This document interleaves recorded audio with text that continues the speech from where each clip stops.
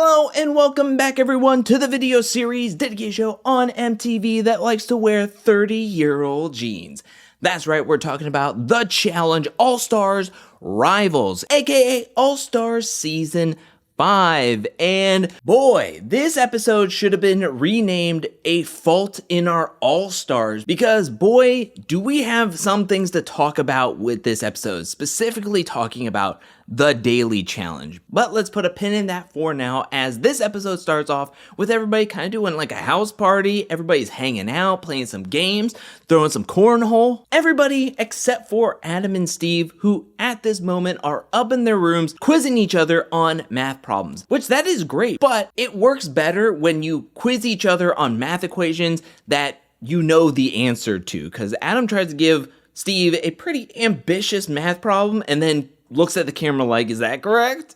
And then it wasn't. The very next day, we do have a funny moment of Beth showing off her 30-year-old jeans, and Nicole just can't stop making jokes, which then there was a foreshadow of Melissa talking about how Nicole has a big mouth and could rub people the wrong way, which was a huge foreshadow of what's to come later on in this episode. But this is where we put a pin in it as everybody dons their challenge gear, head over to meet up with TJ in the same tower from season 40 where they played Leap of Faith. This time they're going to be playing the Edge of Glory, and some people, like Ashley M and a lot of the group here, cannot handle how high this tower is. Now, before we get into the daily challenge, TJ does go over the rules so that the players and us at home know the format.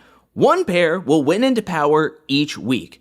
And if you are a star holder, then your star will be safe. The pair who wins the daily challenge will be the power pair and will send one pair into the elimination against whoever is the house vote. Now that means that it does not matter where you finish in the daily challenges, because you will not be going directly into the elimination. It all comes down to a house vote and whatever pair the winning pair decides to send in against the house vote. A little bit disappointing that the placements to the daily challenges, except for first, does not matter. So it doesn't matter if you come in second or last, it's the same no matter what. Now, what was really surprising to me is that the challengers were here to compete in a daily challenge, because we had a daily challenge in episode 1. So I thought to start off this episode, we would be getting a lot more house drama leading into the house vote, leading into who would be sent into the elimination, where we wouldn't get a daily challenge. But lo and behold, this episode is a regular episode, which I'm very happy about, which means the daily challenge for episode 1 was just a preliminary daily challenge to get the stars out into the game, to get 4 star holders, and then move on to the rest of the game. As I mentioned before, the daily challenge for this episode is called Edge of Glory. The pair will have to solve an equation and then turn their attention into trying to collect all the flags that are just out of reach on the side of this building. One person will be the reacher, while the other person will be holding on to a rope, allowing for the player to then lean on this plank to try to grab all the flags. The pair that can collect the most flags, or all the flags, the quickest, will win. Every pair has 10 minutes to try to complete this or grab as many flags as possible, where we will see that that does not matter, because pretty much everybody but 3 teams flop in this. And yes, I'm counting the 3 teams that did not even compete. You heard me right. 10 out of 13 pairs do not complete this challenge. You have Devon and Shane, who get 1 flag on their turn, but granted, at least they tried, at least they got 1 flag. Then you have Adam and Steve, who were able to collect all their flags, and they even jumped for the last flag together, and they did that all under 7 minutes. But you have the powerhouse of Faysal and Amber, who were able to get this math equation, collect all their flags. They didn't need to jump, and they did it in 1 minute and 50 seconds. Amber and Faysal were made for this challenge. This was their challenge to win, and they took it. You have 7 total teams disqualifying in this challenge. You have Anissa and Ashley M, who strategically was throwing this because they felt like they're in a really good position in the game socially, so why try to win? So they were strategically throwing it. Ashley K and Daria, well, they just couldn't get past the math problem. You have Beth, who was very, very fearful. At least John A was trying to talk her up into trying, They did the math equation, but Beth couldn't step onto that plank. She was making a lot of funny noises. Big T and Coriel went the same round as Amber and Faysal, and when they saw that Amber and Faysal got it in under 2 minutes, and they had no chance of winning, they just decided to not even try. Frank and Sam threw this for strategic reasons. Then you have Katie and Veronica, which, let's be for real, Katie doesn't do heights over water or heights in general, so she wasn't going to do it at all, and Veronica wasn't going to push her. KellyAnne and Sylvia. Sylvia was very fearful and did not want to go. Now, KellyAnne loves heights. She was ready to try to reach for this flag, but Sylvia was very fearful. KellyAnne laid it on thick because KellyAnne's like, look, Sylvia, if you're not willing to give me 100%, if you're not willing to give us the best chance of winning, then what are we doing here? Which I think is very valid. KellyAnne is ready to compete. Why'd you come here if you aren't willing to compete, willing to do like heights over a building or anything? Like, I'm on KellyAnne's side here. It's really, really funny that at the confessional at the end, the joint confessional at the end, Sylvia says that, well, I thought we tried, but I guess for Princess over here, we didn't try hard enough. And KellyAnne laughs, being like, oh, I'm the princess, which it's unfortunate towards the later rounds that it started to rain to the point where TJ had to gather up everybody. 3 pairs weren't able to compete. Devin and Leroy, Melissa and Nicole, Nany and Turbo. TJ does give them the chance to come back the next day to compete, or they could forfeit and let Amber and Faysal have the win. All 3 of these pairs say, no thank you, we do not want to compete. We do not want to come back the next day, which is just so frustrating as an audience member. You're here to compete in challenges. I know that it's early on. I know not a lot of people want to get blood on their hands, but at the same time, you don't even want to try? What are we watching here? What is this challenge? I'm so glad that this was not the first full daily challenge of the season. If this was happening in episode 1, this would be such a dour note to start the season on. Granted, I am not competing. Granted, everybody can compete the way they want to and everything, but as an audience member, I can be critical of it. And this was so boring to watch. This was so poorly executed, and I am just so frustrated with the level of competition and the amount of DQs. But this is probably the one and the biggest heights challenge out of the way, so hopefully we will not see too many disqualifications from here on out.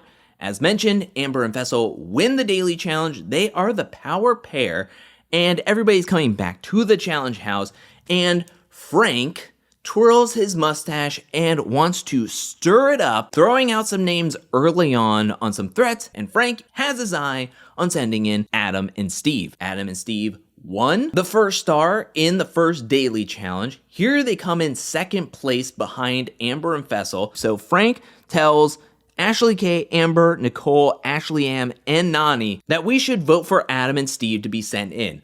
Why wait to target big threats in this game? The only person that has any apprehension about wanting to say Adam's name is Nicole. Nicole says that she talks to Adam outside of the house, and hearkening back to Melissa talking about Nicole having a big mouth, Amber is worried that Nicole will take this conversation and go and run and tell Adam. What she doesn't know is how close Veronica and Adam are with each other, because Amber in a stairwell is telling Veronica everything, telling her about the conversation, telling her about who was having the conversation.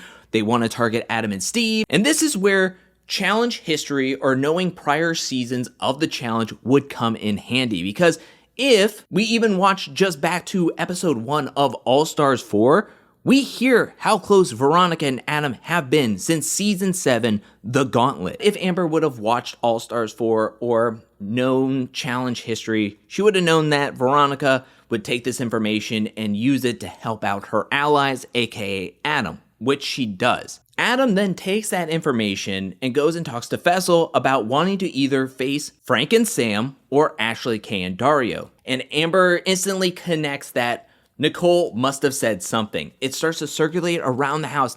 Nicole is the big mouth handing out information over to Adam, and Nicole is upset because she's like, that's not me. I didn't say that. It is very interesting how the connections kind of were made in the sense that Nicole's very obvious friendship with Adam is being roasted instead of the connection of Veronica and Adam having done prior seasons with each other. A la even just All-Stars 4, like I've been mentioning. TJ comes to the house and gathers everybody up for the house vote. Everybody is allowed to vote except for Amber and Faysal because they will have the sole decision on who to send in against the house vote. When it comes down to it, we get one vote for Big T and Coriel, and that was by Katie and Veronica. Then you have one vote for Beth and Jonna because Nicole can't say Adam's name, Melissa won't say Big T's name, and everybody else, and I mean everybody else, votes Adam and Steve, which catches Adam and Steve off by a little bit of a surprise. Now, Adam and Steve, and really everybody else, dons their challenge gear, head down to the arena, where Adam and Steve join TJ in the sand, where Adam is like doing the woo. I don't know if Adam playing up how hype he is played a factor into Amber and Faysal's decision. They decide to send in Beth and Jonna against Adam and Steve, which is like, what now? This is an example of why I believe Faysal will never win the challenge. The house hands over Adam and Steve on a silver platter, and you could send in 2 strong teams in, and 1 strong team will come back.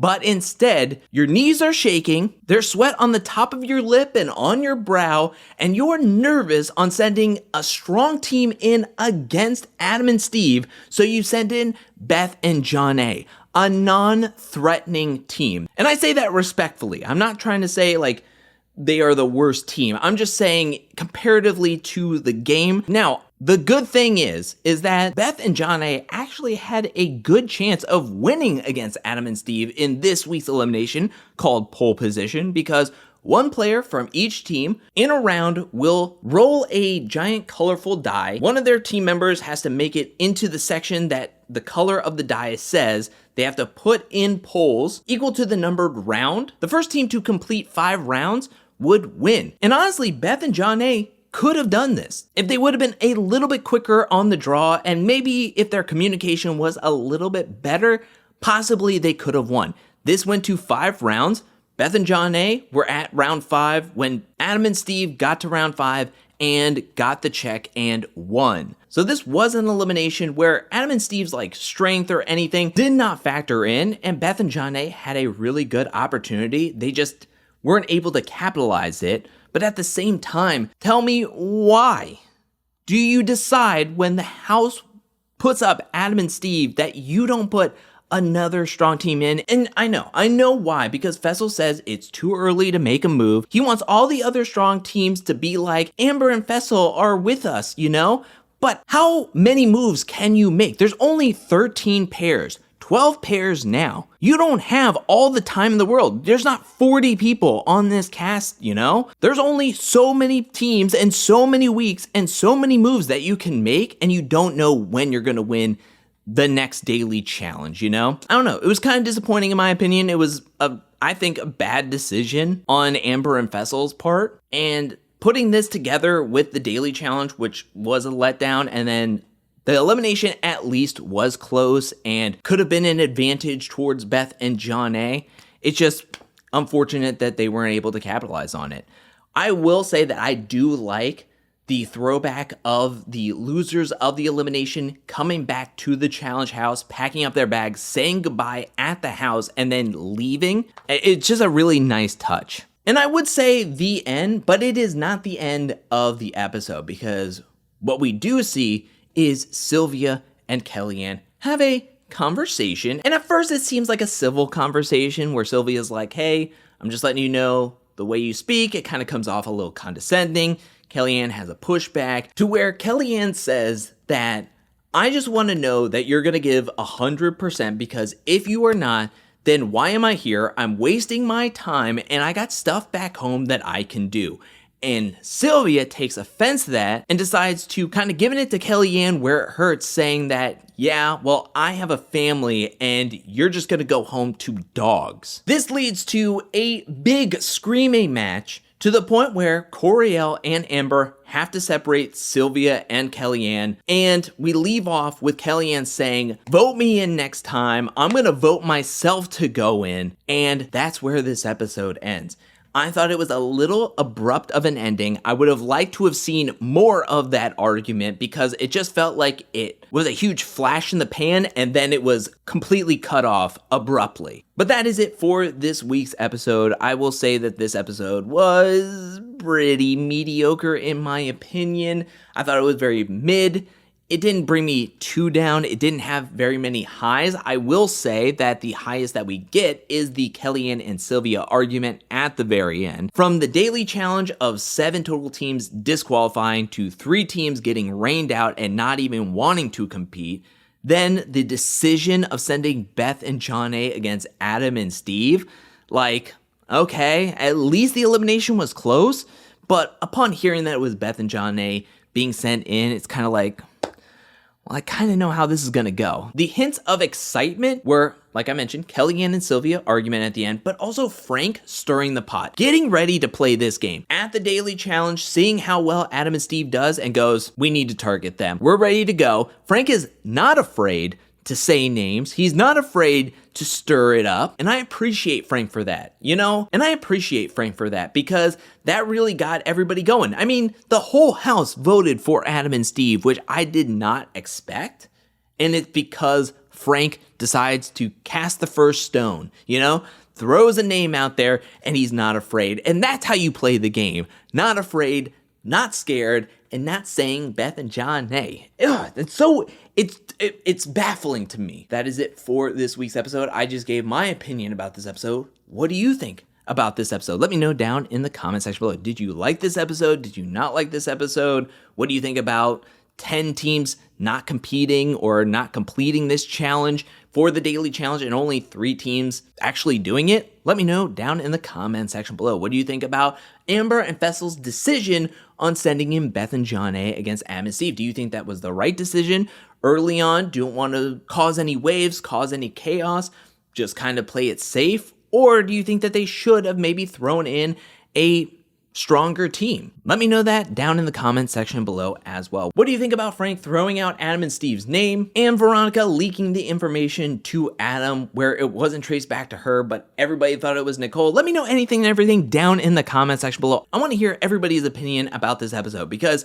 I'll be honest, I got really frustrated and annoyed at times, and I would just want to know if other people got annoyed as well. Let me know anything and everything down in the comment section below. I now want to give a special shout out thank you to everyone who supports me over at patreon.com/angelcakevids. Thank you for your support. Thank you for your generosity. Thank you, thank you, thank you, and thank you to everyone who's watching this video up to this point. I'll be back really soon with more Challenge All-Star Rival content, more challenge content, more content in general. But until then, peace.